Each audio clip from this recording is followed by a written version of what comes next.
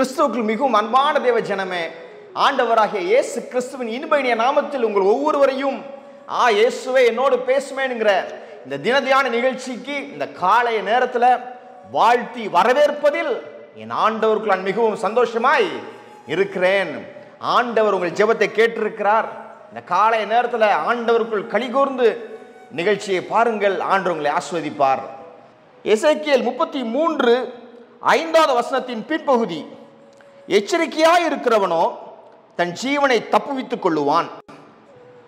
நம்ம சாப்பிடுகிற அந்த ஆகாரம், நம்ம வாழுகிற முறை, எல்லாவற்றிலும் நம்ம எச்சரிக்கையாய் இருக்கும் பொழுது நம் ஜீவனை தப்புவித்துக் கொள்கிறோம். நம்ம எப்படி குடும்பத்தை நடத்துகிறோம், ஹல்லேலூயா, நம்ம எப்படிப்பட்ட வார்த்தைகளை பேசுகிறோம், இது எல்லாம் நம் ஜீவனை காத்துக்கொள்வதற்கு ஏதுவாக இருக்கிறது என்பதை நாம் மறக்கவே கூடாது. பாருங்கள், ஆதியாகமம் 39:12 வாசித்தால் தெரியும். அப்பொழுது அவள் அவனுடைய வஸ்திரத்தை பற்றி பிடித்து என்னுடைய சயனி என்றாள். அவனோ தன் வஸ்திரத்தை அவள் கையிலே விட்டு வெளியே ஓடி போனான்.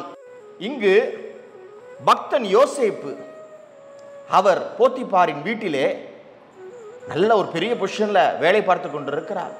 போத்திபார் ஒரு பிரயாணமாய் போயிருக்கும் பொழுது அவருடைய மனைவி யாரும் இல்லாத நேரத்தில் யோசேப்பிட்ட தப்பா நடந்து கொள்கிறாள்.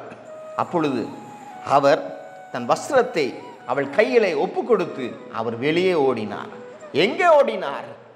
அவருடைய இலக்கை நோக்கி ஓடினார். நான் எல்லாருக்கும் தலைவன் ஆகணும், அதற்கு நான் ஓடுகிறேன் என்று சொல்லி ஓடுறாரு. ஹல்லேலூயா. நான் பாவத்துக்கு பயந்து எச்சரிக்கையா இருக்கிறேன், அதற்காக நான் வெளியே ஓடுகிறேன் என்று சொல்லி அவர் வெளியே ஓடுகிறார். பாருங்கள், ஹல்லேலூயா. ஆமா, அப்போ அவர் தன் இலக்கை நோக்கி ஓடினார். லோத்துடைய மனைவியை யோசித்து பாருங்கள். அவர்கள் பின்னே திரும்பி பார்த்தார்கள். ஐயோ, சோதோம் குமோரா நகரம் எரிந்து போகிறதே, என்னுடைய எல்லா பொசிஷன்ஸ், சொத்து மதிப்பு எல்லாம் உள்ள இருக்குது, நான் என்ன செய்வேன் அப்படின்னு சொல்லி அவங்க ரொம்ப அங்கலாய்த்து கொண்டு பின்னாடி திரும்பி பார்க்குறாங்க. உப்பு தூணாக மாறிவிட்டார்கள் என்று நமக்கு தெரியும் அல்லவா? ஹல்லேலூயா. நம்ம ஓட்டத்தில் எச்சரிக்கையாக இருக்க வேண்டும். ஹல்லேலூயா. பாருங்கள், அப்போஸ்தலர் நடபடிகள் 16, 17, 18 ஆகிய வசனங்களை நான் உங்களுக்காக வாசிக்கிறேன்.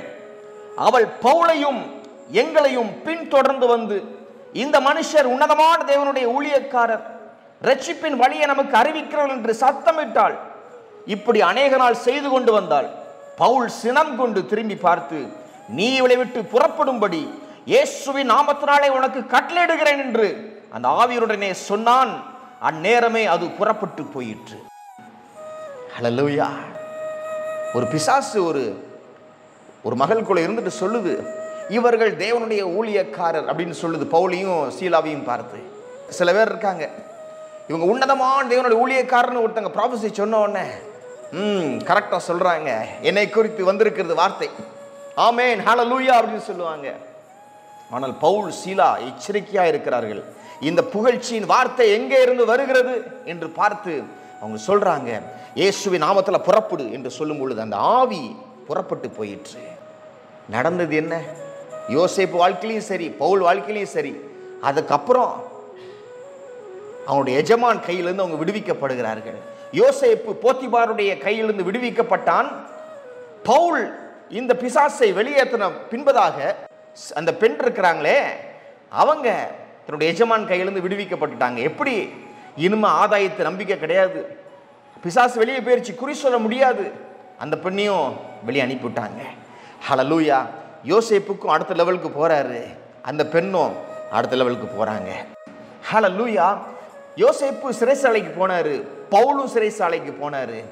ஆனால் யோசேப்பு சிறைசாலைக்கு போகும் பொழுது தன்னுடைய கனவை, 2 பேருடைய கனவை அங்க சொல்றார். இதுதான் உன் கனவுக்கு அர்த்தம் என்று சொல்லி அவர் செய்கிறார். ஹல்லேலூயா. பவுல் பாருங்க, சிறைச்சாலையில போய் ஜெபம் பண்றாரு. ஹல்லேலூயா. எல்லாருடைய கட்டுகளும் உடைந்து போயிற்று. அங்க சிறைச்சாலைக்காரன் ரட்சிக்கப்பட்டு ரட்சிப்பின் வழியை அறிந்து கொண்டாயிற்று. ஹல்லேலூயா. அப்போ நீங்க எச்சரிக்கையான பாதையில போகும் பொழுது உங்க வாழ்க்கை ப்ரொசீட் ஆகும். முன்னாடி உங்க மூலமாக நிறைய ரட்சிக்கப்படுவாங்க, எல்லாம் நடக்கும். என்னைக்கு தற்புகழ்ச்சிக்கோ இல்லைனா எனக்கு எனக்கு என்ற காரியத்துக்கு இப்போ இவர்கள் உன்னதமான ஊழியக்காரன் சொல்லும் பொழுது ஆமென் ஹல்லேலூயான்ட்டு வந்துருச்சோ, ஹல்லேலூயா, நம்ம இலக்கை நோக்கி நாம் போக முடியாது. எந்த ஆவி எப்படி பேசுகிறது என்பதை நாம் அறிய வேண்டும் என்று ஆண்டவர் விரும்புகிறார். ஹல்லேலூயா. எஸ். அப்போ எச்சரிக்கையா இருங்கள், உங்கள் ஜீவனை நீங்கள் தப்புவித்துக் கொள்வீர்கள். யோசேப்பு தன் ஜீவனை தப்புவித்துக் கொண்டு ஓடுறாரு. லோத்தின் மனைவி திரும்பி பார்த்து உப்பு தூணா மாறிட்டாங்க. பவுல் கடிந்து கொண்டார் பிசாச, வாய் மூடு அப்படின்ட்டு. ஹல்லேலூயா. எச்சரிக்கையா இருக்க வேண்டும் என்று ஆண்டவர் விரும்புகிறார். அப்படி எச்சரிக்கையா இருக்கும் பொழுது உங்கள் ஜீவனை நீங்கள் தப்புவித்துக் கொள்வீர்கள் என்று சொல்லி உங்களை நான் ஆசீர்வதிக்கிறேன். நாம் ஜெபம் பண்ணுவோம். வாருங்கள். ஆண்டவரே, நாங்கள் எச்சரிக்கையா இருக்கிறோம்.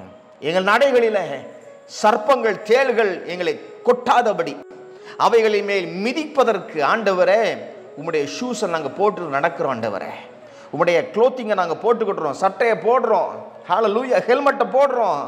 ஆண்டவரை எச்சரிக்கையாக இருக்கிறோம். ஆண்டவரை எங்கேயும் விழுந்து அடிபடாதபடி நாங்கள் எச்சரிக்கையாய் நடக்கிறோம். எங்களை நீர் உம்முடைய இரட்சிப்பின் வல்லமையினால் அலங்கரியும் என்று சொல்லி ஜெபிக்கிறேன். ஆண்டவரே, பெரிய காரியங்களை செய்யும் எச்சரிப்பின் ஆவியை கொடும் உங்களுக்கு. ஆண்டவரே, ஹல்லேலூயா. கவனக்குறைவினால் ஆண்டவர் எங்கேயும் அகப்படாதபடி தேவன் உங்கள் நடையை பாதுகாத்துக் கொள்ளும், விடுவியும் என்று சொல்லி நான் ஜெபிக்கிறேன். ஆண்டவரே, நீர் அப்படி செய்வதற்காக உமக்கு நன்றி அப்பா. உமக்கு நாங்கள் நன்றி செலுத்துகிறோம். நன்றி செலுத்தி இந்த ஜெபத்தை எங்கள் அன்பர் இயேசு கிறிஸ்துவின் நல்ல நாமத்தில் ஏறெடுக்கிறோம் எங்கள் வல்ல பிதாவே. ஆமென்.